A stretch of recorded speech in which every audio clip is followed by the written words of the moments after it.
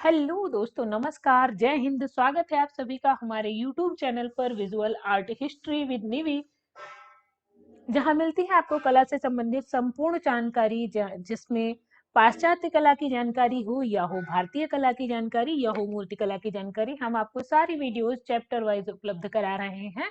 तो आज की वीडियो में हम आपको बताएंगे यंग तुर्क्स ग्रुप के प्रमुख चित्रकार या संस्थापक चित्रकार पीटी रेड्डी के बारे में। इससे पहले भारत में जितने ग्रुप हुए हैं, जितने कला समूह हुए हैं, इन सभी के विषय में, कला संगठन के बारे में मैंने आपको विस्तृत जानकारी दे रखी है। अगर आपने मेरी पिछली वीडियो नहीं देखी है तो देख लीजिएगा।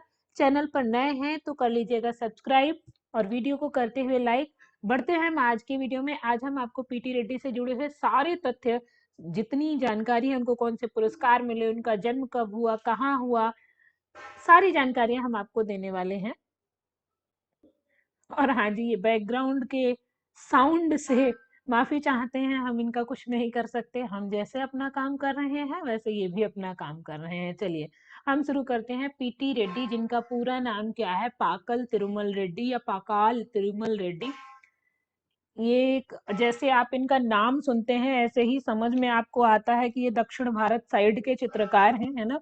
और यंग तुर्क्स ग्रुप के संस्थापक के रूप में जाने जाते हैं। और आप जब देखेंगे तो कहीं ना कहीं भारतीय कला से बहुत ज्यादा प्रेरित चित्रकार हैं। तो चलिए आगे हम आपको बताते हैं। पीटी रेड्डी, जिनका जन्म सन 1915 ईस्वी में तेलंगाना में हुआ था। ठीक है, तेलंगाना में हुआ था। याद रखना, इनसे जुड़े जो भी तथ्य परीक्षा में पूछे जाते हैं वो मैं सब बताऊंगी। इनकी मृत्यु 1997 में हुई, कहीं कहीं 1996 भी मिलती है। ठीक है, लेकिन यूजीसी नेट के आयोग ने 97 सही कराई है, तो इसलिए मैंने आपको 97 बताई है, तो ये भी ध्यान रखना। जन्म कहाँ हुआ, तेलंगाना में हुआ, ये ध्यान रखना। शिक्षा JJ school of art Mumbai से हुई। जब मैं आपको यंग तुर्क्स ग्रुप पढ़ा रही थी तो मैंने आपको ये बताया था कि JJ school of art Mumbai के ही कुछ कलाकारों ने मिलकर 1937 में एक ग्रुप की स्थापना की थी, जिसको the Bombay group of contemporary Indian artist या यंग तुर्क्स के नाम से जाना गया था, और जिसके ये संस्थापक थे। ये लाहौर फिल्म स्टूडियो में कला निर्देशक भी रहे हैं। एक तरीके से ये आप देखेंगे फिल्म निर्देशन में भी इन्होंने अपना हाथ आजमाया है, तो ये भी आपको ध्यान रखना। देखिए पहले मैं वो ये पेज जो है, चाहे आप स्क्रीनशॉट ले लीजिए, चाहे आप इसका नोट्स बना लीजिए, या फिर मैं आपको इसकी पीडीएफ उपलब्ध करा दूंगी अपने टेलीग्राम चैनल पर, तो आप वहां से इसे नोट डाउन कर सकते हैं। ये पेज जो है बहुत इंपॉर्टेंट है।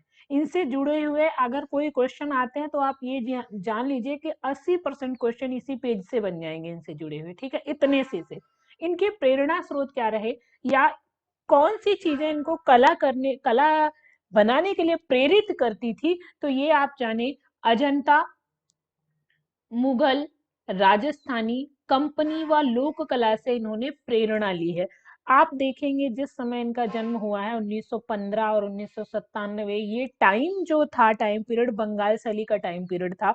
और वहां बंगाल शैली का प्रेरणा स्रोत, या हम कहें उसका आधार ही जो था, हमारी पुरानी लघु चित्र शैली थी, और ये भी इसी से प्रभावित थे। अजंता, मुगल, राजस्थानी, बाद के चित्र जो है इनके, वो अमूर्त शैली में चित्रित होने लगे। किसमें, अमूर्त में चित्रित होने लगे, और कहीं ना कहीं नवतांत्रिक बाद इनके चित्रों पर दिखाई देने लगता है। तो ये भी आपको ध्यान रखना है। तो अजंता, मुगल, राजस्थानी, कंपनी और लोक कला से इन्होंने प्रेरणा लेकर अपने चित्रों का निर्माण किया। ये पिकासो, कांडिंस्की व वान गॉग से प्रभावित थे। ये सब पाश्चात्य कला के, या हम कहें पश्चिमी कला के, आधुनिक शैली के चित्रकार थे, जिसमें पिकासो आप देखें, क्यूबिज्म को इन्होंने जन्म दिया था पिकासो ने, तो आप इनको भी देख सकते हैं। कांडिंस्की और वान गॉग भी इधर के ही चित्रकार हैं, है ना। तो इन सब से इन्होंने प्रेरणा ली, या हम कहें इनसे प्रभावित थे, इनकी तकनीकियों को इन्होंने अपनाया था। मैं बात कर रही हूँ पीटी रेड्डी की, जिनका पूरा नाम क्या है, पाकल तिरुमल रेड्डी। आप लिख लीजिएगा, कहीं भी पूछ लेते हैं। इनके प्रमुख चित्रों की हम बात करें, द यूनियन, फ्रूट सेलर। अच्छा, यहाँ पर मैं एक क्वेश्चन आपसे पूछती हूँ, इंडियन फ्रूट सेलर किस चित्रकार का चित्र है? आपको बताना है इंडियन फ्रूट सेलर चित्र किस चित्रकार का है। ठीक है, आपको बताना है। मिसेज कृष्णा हाथी सिंह, इनका इंपॉर्टेंट चित्र है, आपसे पूछा भी जा सकता है। फ्रूट सेलर भी पूछा जा सकता है, ये वाश शैली में इनका वाश में बना हुआ है, ये आप देखेंगे, बाद में दिखाऊंगी अगर उपलब्ध होगा तो। मदर एंड चाइल्ड इनका चित्र है, येलो स्टिल लाइफ। तो मतलब इनके चित्रों को ही देखकर आपको एक चीज समझ में आएगी, इन्होंने चित्रित क्या किया है, यही मैं आपको बताऊं। इन्होंने साधारण जनजीवन को चित्रित किया है। फ्रूट सेलर नॉर्मल फल बेचता व्यक्ति, यूनियन कहीं पर भी जो सभा हो रही है उसको चित्रित कर दिया। येलो स्टिल लाइफ, इन्होंने स्टिल लाइफ का चित्रण भी किया है। और पोर्ट्रेट आर्ट में मिसेज कृष्णा हाथी सिंह आप देख सकते हैं। तो यहाँ आप एक अनुमान लगा सकते हैं इन्होंने क्या क्या चित्रित किया। और पेपर में सबसे ज्यादा जो इनसे रिलेटेड क्वेश्चन आता है वो आता है इनकी श्रृंखला। इनकी दो श्रृंखलाएं हैं, मून लैंडिंग, यहाँ लॉन्डिंग है, मून लैंडिंग, ठीक है,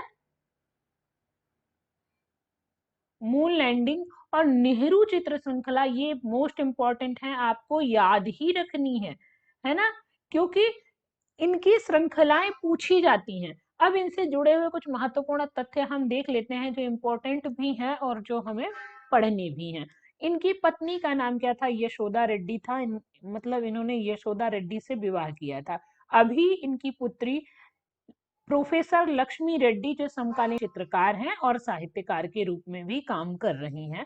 तो ये भी याद रखना, पूछ ले कि लक्ष्मी रेड्डी का इनसे कौन सा संबंध है तो आप बता सकते हैं। जो हमारे पीटी रेड्डी हैं, इनकी जटिल रचनाएं यथार्थवादी, अभिव्यक्तिवादी चित्र और स्थिर जीवन और प्रभाववादी परिदृश्यों को बनाया है इन्होंने। इनके चित्रों में, इनकी रचनाओं में ये दिखाई देता है, ठीक है। इन्होंने जटिल रचनाएं मतलब कहीं ना कहीं उलझे हुए चित्रों का निर्माण किया। आप जब देखें इनके चित्रों में त्रिभुज, आप नवतांत्रिकवाद इनके चित्रों में देख सकते हैं। आप गणेश पाइन को देखें, इन इसी ग्रुप के हैं, है ना, यंग तुर्क के गणेश पाइन अंधेरों के चित्रकार। तो उनके में, इनके में ये तांत्रिक चित्र भी कहीं ना कहीं दिखाई देते हैं। यथार्थवाद को इन्होंने अपनाया है, अभिव्यक्तिवादी चित्रों को अपनाया है, स्थिर जीवन का भी चित्रण इन्होंने किया है। जो हम अभी स्टिल लाइफ देख के आए, स्टिल लाइफ भी स्थिर चित्रण में ही आता है ना। इन्होंने हैदराबाद में सुधर्मा आर्ट गैलरी की स्थापना की। मोस्ट इंपॉर्टेंट है या हम कहें ध्यान रखने योग्य है, किस आर्ट गैलरी की स्थापना की? सुधर्मा आर्ट गैलरी की। अब यहाँ आपसे पूछ ले सुधर्मा आर्ट गैलरी कहाँ है, तो हैदराबाद में है। और किसने स्थापित किया है? तो पीटी रेड्डी ने किया है। इसके बाद इनके जो बाद के कार्य हैं, मैंने शुरुआत में ही बताया, इनके बाद के कार्य अमूर्त हैं, जो अक्सर लोक रूपाकारों या रूपांकनों और प्रतीकों के साथ एक तांत्रिक प्रभाव है ना, और लगभग विपरीत रूपों का संश्लेषण में प्रकट हुआ। मतलब ऐसे लगता है कि ये चीजें उल्टी, है ना, जो दिखाना चाहते हैं या जो सामाजिक स्थितियां हैं उनको अलग तरीके से प्रस्तुत करने का प्रयास जो किया है वो पीटी रेड्डी ने किया है। इन्होंने भित्ति चित्र डिजाइन में भी प्रशिक्षण प्राप्त किया है ना, तो इन्हें भित्ति चित्रण में भी प्रशिक्षित किया गया और ये राजपूत और पहाड़ी लघु शैली से प्रभावित थे। आप जब देखेंगे, हमने अभी आगे आपको बताया, आप इसको समझें कि इन्होंने लघु चित्रण शैली से भी कहीं ना कहीं प्रेरणा ली है, कहीं ना कहीं इसका प्रभाव इनके चित्रों पर दिखता है। जब हम आगे इनके चित्रों को देखेंगे तो ये चीज देखेंगे कि इनके चित्रों में लघु चित्र दिखाई देते हैं। इन्होंने कथन कहा है, कई बार आपके पेपर में ऐसे कथन डाल देते हैं कि ये किसने कहा है, तो इन्होंने कहा है, मैं आंतरिक लालसाओं को अभिव्यक्ति देता हूँ, मैं खुद को किसी भी विचारधारा से जोड़ने में असमर्थ हूँ। मतलब एक, मैं किसी रीति में खुद को नहीं बांध सकता। ये अपने इनके विचार हैं माननीय पीटी रेड्डी के, है ना। तो आप इससे इनको बहुत कुछ समझ सकते हैं। कई बार कथन ही पेपर में डाल देता है, तो ये भी आपको ध्यान रखना है। पीटी रेड्डी का प्रमुख कार्य स्वतंत्रता संग्राम के दौरान किया गया। जो हमारा स्वतंत्रता संग्राम चल रहा था उस समय इन्होंने बहुत सारा काम किया है। पूरे अपने जीवन काल में इन्होंने लगभग 3000 पेंटिंग बनाई है। यहाँ मुझे किसी और की संख्या भी याद आ रही है, चलिए आपसे पूछती हूँ, नंदलाल बोस ने अपने जीवन काल में लगभग कितने चित्र बनाए हैं? ठीक है, आपको बताना है। मैरीलैंड के सेंट मैरी कॉलेज में बायडन आर्ट गैलरी में इनके कार्यों का संग्रह है। पीटी रेड्डी के कार्यों का संग्रह है। क्वेश्चन पूछा जा सकता है तो याद रखना। अब हम देखते हैं कि इनको कौन कौन से पुरस्कार मिले। ये इनके भित्ति चित्रों के लिए डॉली कंसेंट जी पुरस्कार इन्हें मिला। कौन सा? डॉली कंसेंट जी पुरस्कार जो है किसके लिए मिला? तो इनके भित्ति चित्रों के लिए, पीटी रेड्डी के भित्ति चित्रों के लिए इन्हें ये पुरस्कार मिला।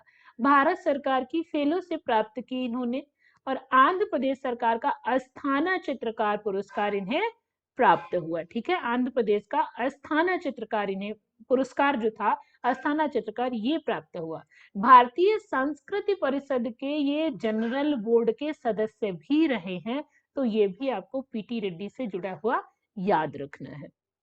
इन्होंने कुछ पुस्तकें भी लिखी हैं, आप ध्यान रखिएगा, जैसे पुस्तकें पूछ लेता है। 1941 में इन्होंने लिखा portfolio of drawings, painting, sculptures, इन्होंने ये भी लिखी 1941 में ही। कंटेम्परेरी पेंटर्स पुस्तक इन्होंने लिखी 1941 में, 40 ड्राइंग्स, और 1968 में किस वॉल्यूम, ये इनकी पुस्तकें हैं पीटी रेड्डी जी की, तो ये भी आपको याद रखनी है। Portfolio of drawings, painting, sculptures 1941 में, कंटेम्परेरी पेंटर्स 1941 में, 40 ड्राइंग्स, और 1968 में किस वॉल्यूम, ये पीटी रेड्डी जी की पुस्तकें हैं। हम यहाँ इनके चित्रों को देख सकते हैं, जिससे हम इनकी चित्रण तकनीकी को समझ सकते हैं। देखेंगे कहीं ना कहीं वाश या तैल में थोड़ा बहुत काम किया है इन्होंने, वाश शैली में काम किया है। रेखाएं सरल हैं, सहज हैं और घुमावदार हैं, कोई जटिल इनकी रेखाएं नहीं है। जब हम पिकासो से प्रेरित होकर यहाँ देखें तो कहीं ना कहीं घनवाद का प्रभाव जो यहाँ आपको दिखाई देगा वो इनके चित्रों में है। आप देख सकते हैं कि पेंटिंग्स में ज्यादातर क्यूबिज्म या अमूर्तन, यहाँ ये मूर्त शैली का चित्र है, आप इनकी दोनों शैलियां देख सकते हैं। ये है मूर्त शैली का चित्र और ये है अमूर्त शैली का चित्र। एक संकेतात्मक चित्रण जो किया गया है इसमें दिखता है। और यहाँ आपको मूर्त शैली, एक परिवार दिख रहा है जिसमें एक शिशु है, एक बच्चा बोझा ढोते हुए, बेटी है जो बोझा ढोते हुए दिख रही है, और यही एक बच्चा है या हम कहें बेटा है, कुछ ऐसा सिस्टम, जो एक गोद में बैठा है। मतलब व्यक्ति, एक हम कहे ना गरीबी जो होती है वो दिखाई है इन्होंने, कि जरा सा बड़ा बच्चा हुआ उसे लगा दिया जाता है कामों में, क्योंकि उन्हें पालन पोषण करना, और एक शिशु का यहाँ इन्हें बड़ी केयर करते हुए दिखाया गया है। तो ये चीज आप इनके चित्रों में देखेंगे, और ये है इनका क्यूबिज्म के टाइप का चित्रण या अमूर्त चित्रण। ठीक है, अच्छा, तांत्रिक चित्रण भी इनका, मैं जैसे कही थी शुरुआती, जब मैंने पहला पन्ना आपको दिखाया था जहां पीटी रेड्डी जी का फोटो था, वहां पर जब आप चित्र देखेंगे, एक मिनट, मैं इस चित्र की बात कर रही, यहाँ जब देखेंगे तो आपको यहाँ वो तांत्रिक क्रियाएं दिखाई देंगी, तांत्रिकता। यहाँ एक यमराज टाइप का एक व्यक्ति बना हुआ है जिसके सींग है, यमराज नहीं कह सकते, यमदूत कह सकते हो। इसके ऊपर एक देवी बैठी हुई, काली देवी बनाई गई है, और इधर यंत्र भी बनाए गए हैं, इनके पैर फैले हुए बनाए गए। तो ये तांत्रिक प्रवृत्ति, कहीं ना कहीं नव तांत्रिक प्रवृत्ति इनके में दिखाई देती है, और इस फोटो में आपको ये स्टिल लाइव चित्रण करते हुए दिखाई दे रहे हैं। तो ये थी आज की वीडियो। आज की वीडियो आपको कैसी लगी जरूर बताइएगा। अगला चित्रकार कौन पढ़ना चाहते हैं, अगर आप किसी स्पेशल आर्टिस्ट को पढ़ना चाहते हैं तो आप बताइएगा, नहीं तो मैं आपको चैप्टर वाइज सारी क्लासेस उपलब्ध कराती रहूंगी। बहुत जल्द आपको पाश्चात्य कला की, शास्त्रीय कला के उत्कर्ष की वीडियो मिलने वाली है, जिस पर मैं अभी काम कर रही हूँ। थोड़ा सा सोच रही हूँ कि अच्छे से डिटेल में उस वीडियो को दूं। तब तक के लिए अगर नए हैं तो कर लीजिएगा सब्सक्राइब, अगर पुराने वाले हैं तो वीडियो करिएगा शेयर, और वीडियो कर दीजिएगा लाइक। मिलते हैं एक और वीडियो में। आशा करती हूँ ये जानकारी भी आपको अच्छी लगी होगी। Thank you, thanks for watching.